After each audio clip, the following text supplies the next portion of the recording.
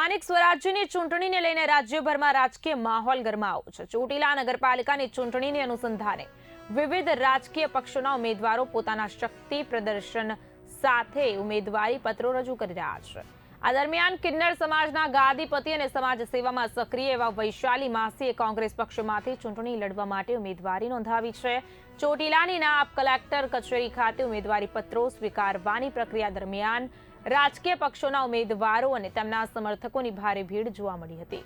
નગરપાલિકા ward number 2 માટે વૈશાલી દે પોતાના સમર્થકો સાથે ભવ્ય રીતે પહોંચીને ઉમેદવારી પત્ર રજૂ કર્યો હતો, જે સ્થળ પર આકર્ષણનું કેન્દ્ર બન્યું હતું।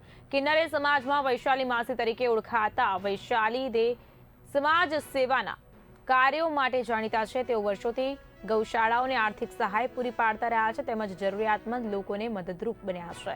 તેમની લોકચાહનાને કારણે સ્થાનિક નાગરિકોમાં પણ સકારાત્મક પ્રતિસાદ જોવા મળી રહ્યો છે। વૈશાલી દેએ જણાવ્યું હતું કે તેઓ લોકોની સેવા અને વિસ્તારના વિકાસ માટે ચૂંટણી મેદાનમાં ઉતર્યા છે।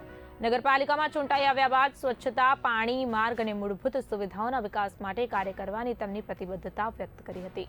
ચોટીલા નગરપાલિકાની આ ચૂંટણીમાં કિન્નર સમાજના ઉમેદવાર તરીકે વૈશાલી દેના મેદાનમાં ઉતરવાથી ચૂંટણી વધુ રસપ્રદ બની છે। તેમની ઉમેદવારી સામાજિક સમાનતા અને લોકશાહી મૂલ્યોને મજબૂત બનાવતી પહેલ તરીકે જોવામાં આવી રહી છે।